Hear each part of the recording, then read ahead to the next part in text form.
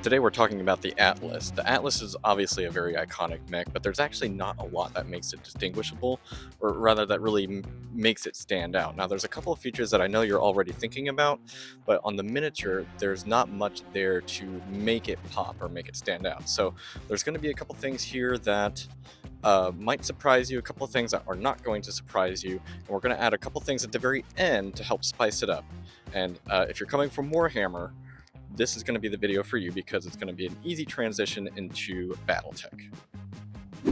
Like I said in the introduction, the Atlas doesn't have many distinguishing features, but as you'll see, there are going to be some things that we can really highlight to make it worthwhile. Here I have my Atlas. It has been primed in black. Now, of course, the color that you prime your miniature doesn't matter. I've got a couple stickers on here, which I will talk about later. Now, to use as a comparison, I have with me here a Space Marine. Now, what is the difference between this mini and this mini? Or rather, what are the similarities? This one or this one? Do you see anything between these two that are identical? This is not a trick question. This is very easy. There are two things that make both of these minis widely appealing. Now, whoops, okay. These are, of course, these large, smooth, round shoulders and the spooky, angry face. If the Atlas did not have this skull head, it would be an extremely generic looking miniature. And even then, on this CGL model, the shoulders up top there, they are pretty rounded compared to what other models tend to look like, or what other images tend to look like. So I was going to paint this in Steiner colors, but I think what I'm going to do is I'm going to paint this similar to a Space Marine. So to do this, I'm going to use a new paint. I'm going to selfishly try some new colors here. This is a paint from Turbo Dork. It comes in a large box set, and these are what's called Zenny Shift paints. Okay, and so the idea is that depending on what color you have your miniatures primed in, the color is going to change. So on the left hand side of all these colorful lines are what the colors are going to be if they're primed in black, and on the right hand of those, you can go back and check, they're going to be if you had primed in white. And so if you have like a grayscale, I don't know what's going to happen. And I haven't had a chance to use these paints very much yet. I mean, look at that purple. That looks great, doesn't it? So I'm just going to get a little bit here on the wet palette. And maybe not. Okay, get some on the wet palette. Now, these paints, I don't know if you're supposed to water them down. I don't think you are, but we're going to get it on here. Now, the thing with these paints look incredible once you get a couple of coats on them. However, they are metallic, which is fine. Now, I would very much ordinarily recommend against painting a Battletech mini in all metallics. It tends to look kind of funny. Now, I'm up to the challenge. We're going to paint this thing in all metallics today, 100%. Well, I say that. We're going to paint this primarily in all metallics. I'm going to spend some time and get a base coat on all these things. I'm leaving the head and the shoulders exposed. We're going to come back to those later. And as you can see, this is coming out less blue than we want and a little bit more purple, but I assure you it's very blue looking. I think this is kind of just the camera, but we're going to get to this here a little later and fix it. Now, right now I'm doing some white on the shoulders. This is going to come back later. We're going to try some of this Hemogoblin for our gold. Once I was done fighting with the bottle, I ended up not going with this. You'll see me put some of this on the AC-20.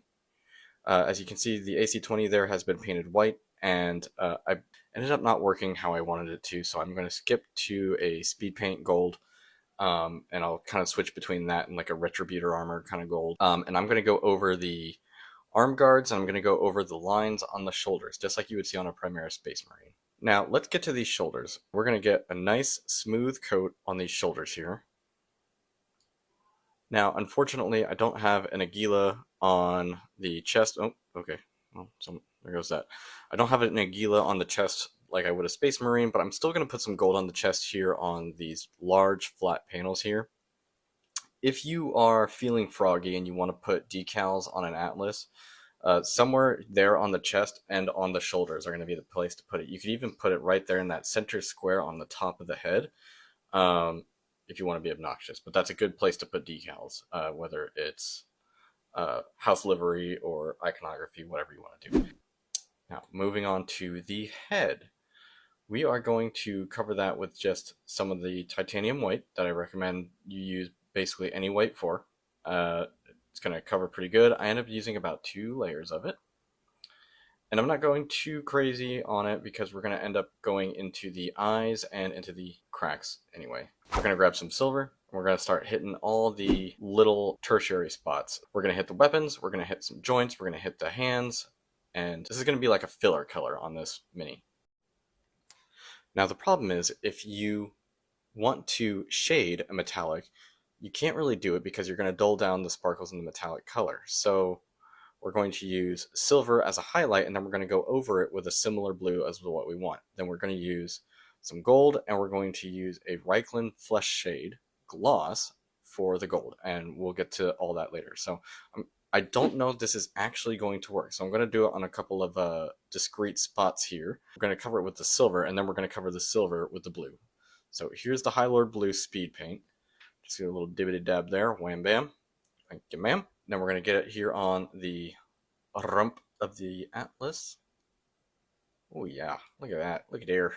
So in this, as you'll see here shortly, this is going to take it from like a rich purplish to a rich blue, and this is actually perfect. Now, the Reikland Flesh Shade Gloss. Reikland Flesh Shade is going to, man, try saying that one time fast. Reikland Flesh Shade is perfect for giving gold colors really, really rich depth. So it's going to look really good on this gold here in just a second that you'll see. Problem is, you see the squares on the shoulder lines there, you're going to get some pooling on top of those. And so those are what we're going to want to fix later on with our golden highlight. So I'm going to get it on the arms here. We're going to fill in those cracks, give them some depth. And then we're just going to go all the way around and hit all the gold portions, etc., etc. I'm also going to hit anything that's silver. I'm not going to worry about trying to get a different color shade for the silver parts. The silver parts are not important on this build, so we're just going to get some shade in there just so they don't look flat, and we're going to move on. We're not going to sweat it. Now, looking pretty good so far. Now, while we're here, for the exact same reason, we're going to do the skull. Now, you could use a black here. You could use a Nuln Oil or something like that. But again, we've got this here. We've got it open. It's going to essentially do the same thing. We're not sweating the colors. Obviously, you don't want to go crazy. The lines in the skull are actually super, super important for this build. The Atlas has very distinctive lines on that skull. You want to make sure you are utilizing them. It should be noted that you do not need to worry about the actual eyes. Now, once you get stuff into those lines, I'm just going to use my finger and literally just wipe the excess off the flat surfaces of the skull. I'm specifically not going to use like a Q-tip or something that you might normally use in a situation like this, because that's going to wick up the liquid out of the lines, and that's what we don't want to do. Okay, we are done with shade. That can go away. Now that the legs are dry, you can see that the color on the legs looks pretty good. So you can kind of see the difference here as we rotate it. So we're going to go ahead, we're going to get a dry brush, we're going to get the silver, and then we're just going to start going crazy all over this miniature. And frankly, I'm not even super concerned with getting like the lit edges like you would normally would with a highlight. I'm just going to get all the flat surfaces, because those I want to remain bright after I put this darker shade on, if that makes sense. So you're not going to highlight this like maybe you normally would. I'm not super concerned with that, because with metallic paints are so busy, you're not even hardly going to notice it anyway. And truthfully, this is why people like to do non-metallic metals, because you can control what you want the eye to be drawn to on any individual panel, blade, item, object, weapon, anything. When you're operating with all metallics, your eye doesn't really know where to go, because everything, literally everything, is shiny. Now, when it comes to doing the shoulders, we're going to be just a little more careful, but we're going to be very generous on the shoulders, because we're actually going to highlight further from here. That said, I decided that the plate mail silver that I was using previously was not bright enough, and so I'm going to use the lightest silver I have, which is a shining silver. Just grab whatever the lightest one you have. If you don't even have a lighter one than like a standard silver, that's fine, not a big deal. Again, you'll see by the end of this, you're not even going to notice it hardly. And so this, I will make an exception to that rule I just said I wasn't focusing on. I am going to highlight this as if the light is always kind of hitting the rounded portions of these shoulders here. Again, because we're wanting to attain extra focus on these shoulders. They are big, they are going to be bright, and they're going to be the center of attention. So once we get all the silver on, we're going to get some more of that blue speed paint, and we're going to start getting pretty generous and start getting that all the way around on all of our blue. Once you see the speed paint going onto these shoulders, you're going to see how the magic happens. You can see just how rich that color is and how good it looks. And really, this is starting to look really Space Marine-y. I'm actually pretty pleased with how these colors are turning out. But, you know, it'd be nice if I had like a chain sword to put in his hand or something. Hang on a second. Wait a minute. Let me go check something.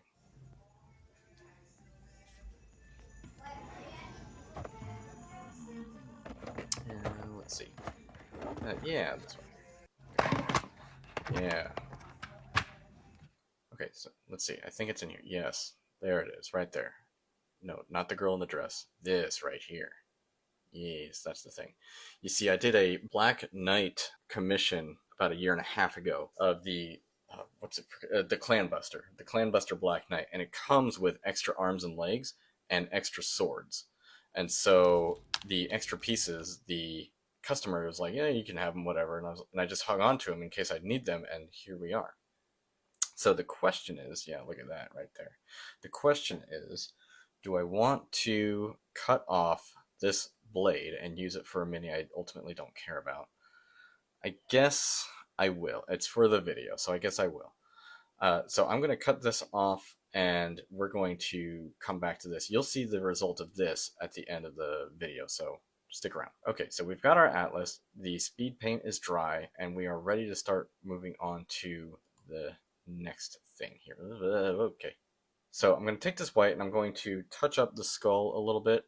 I'm going to actually just fill in the eyes with white, because we're going to end up doing these with a speed paint. Now, the cockpit on an atlas is actually in the nose, but the problem with the miniature is, okay, now that the paint is dry, we're going to highlight with the gold.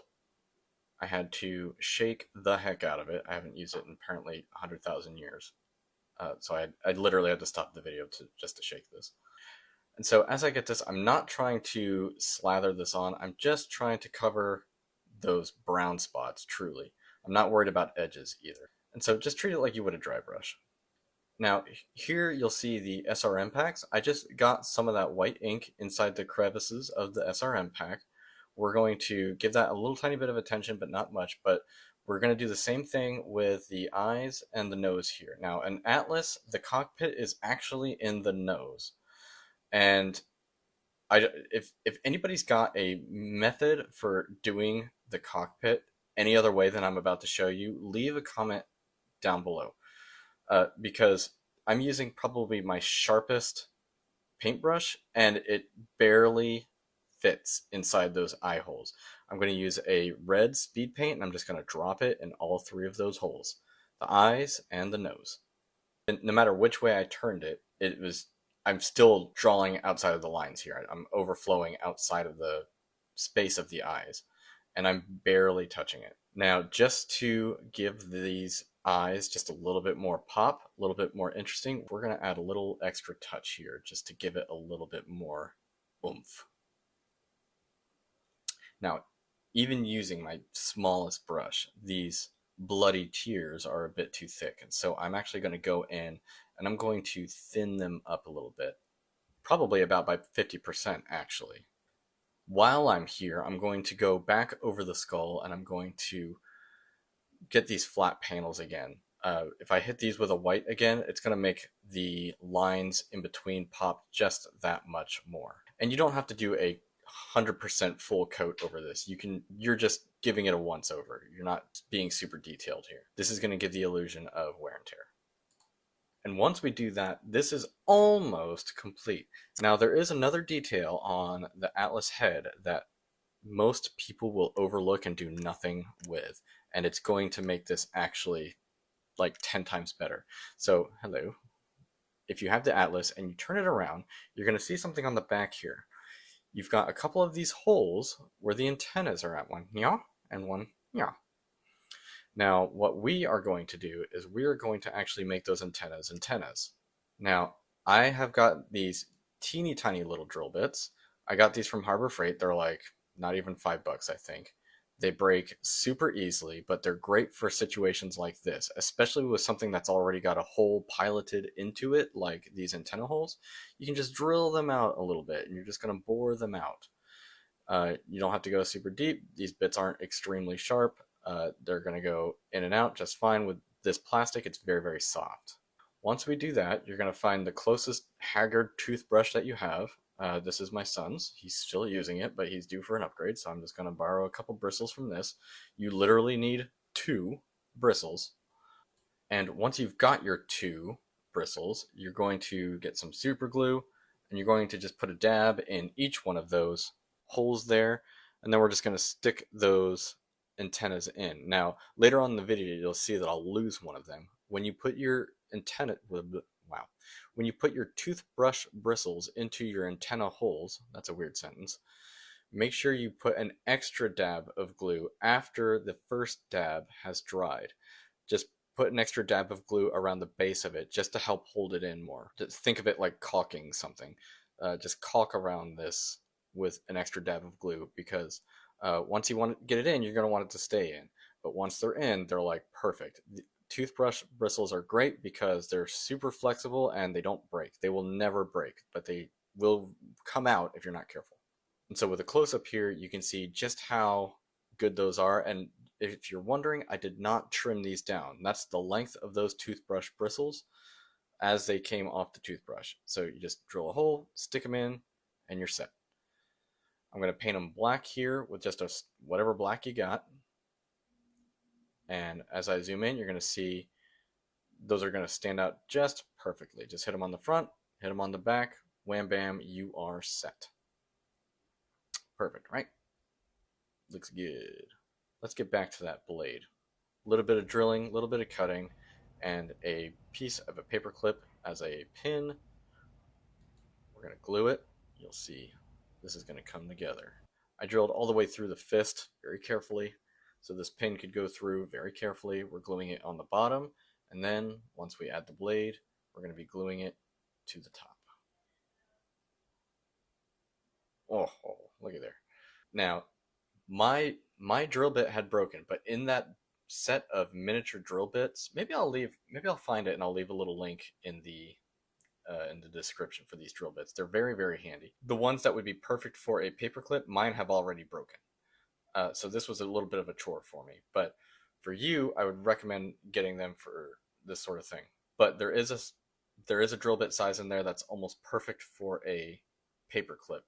If you have a standard drill set, the smallest one is like one size too big. And particularly for this case where I am trying to drill into this sword, it's about the width of the sword.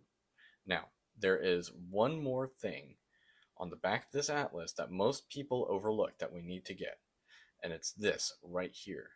The standard atlas has 2 rear-facing medium lasers, and if you know, you know, but if you skip it, but anybody who knows is going to appreciate that you caught that detail and that you put it in. Now, during this whole build, you've probably noticed these stickers on the base of my miniature. These are stickers that I have made myself, and the ones you see on this particular miniature are actually the prototype, which is why they look a little rough. However, if you want to get some of these for yourself, you can get this. This is a unit identification sticker sheet. I designed these myself, and they're made intentionally each individual force pack set. So if you buy the Inner Sphere Direct Fire Lance, this is going to come with all the stickers you need for all the miniatures inside there. If you don't like the unit identifiers and you just want the hazard stripes, I've also got a hazard stripe booster. Get a couple of these and you can backlog your army all the hazard stripes you could possibly want. There will be a link to those in the description to my Etsy store. Now, the last little touch I'm going to do is I'm going to cover this with a top coat. Now, in particular, it's got to be this top coat because this is a gloss coat. Tester's gloss coat. Now, for standard minis, there is a dull coat, and I would I would be using that 99% of the time. This is the 1% we're not going to use a dull coat. We're using the gloss coat. Now, if you decide to get this, there's two things that you should know. One, get it opened, get it on your Mini, and get it shut. The fumes to these things are not messing around. The other thing is, if you decide to get a bottle of the dull coat and the gloss coat, they look exactly the same. The liquid looks the same, the labels look the same. Literally, the only difference is the gloss or the matte on the label. So you really need to be paying attention to which one you're doing, otherwise you're going to screw everything up. What is nice is that these dry very, very fast. I don't think they're water-based, so if you go to just rinse them out in the sink, they don't necessarily clean off super well. You do have to use some soap to get it out of your brush. I recommend using a junky brush that you don't care about and not a nice one. But we're going to get it on there. It's going to look good. Now, as per usual, as I perform the basing ritual for the miniature, I'm going to tell you about my business. Back during the coup, my father passed away for reasons not related to the coup. And in part of what me and my siblings inherited, I got a Vietnam era M1 Garand. Actually, it was Korean War, sorry. Korean M1 Garand. And it's an awesome rifle, but I knew that I was never going to do the tinkering I needed to do with it to go out and shoot it. I don't have the money for ammunition. It was sitting in my closet for a very long time. And so I had the idea to make these unit identification stickers because I knew that people would love them. And so I very reluctantly, I sold my M1 Garand for $1,000. And so I had $1,000 to build a website, to get the initial run of stickers made. I spent a very long time figuring out how to actually create the designs, measuring, like using calipers to like measure the length and width of the bases here and everything. Like I spent a lot of time making these stickers, but I'm so happy that I did because the first run I got the stickers back and I tried it and it worked like so perfectly. The stickers on this mini were what I printed out on my home printer just to try it out, and I was like, holy crap, this might actually work. And so here we are. It's Bob's Decal Depot, and Bob is actually a canonical planet in Battletech. I will tell you more about that some other time. But I ended up going off on a limb, making this company. And the reason I made them is because I saw so many people trying to hand paint the hazard stripes onto their minis, and I just could not stand it anymore. And I tried it for myself. I said, surely it can't be that hard to paint a hazard stripe on there. And then when I realized it is really hard to make straight lines, I was like, there's got to be a better way. And so that's how Bob's Decal Depot was created. So there we have it. There's our Atlas, cleaned up, based, stickered, ready for the table. I appreciate you all joining me. Pray that the Lord will bless you and enrich your life this week. Thank you so much for watching.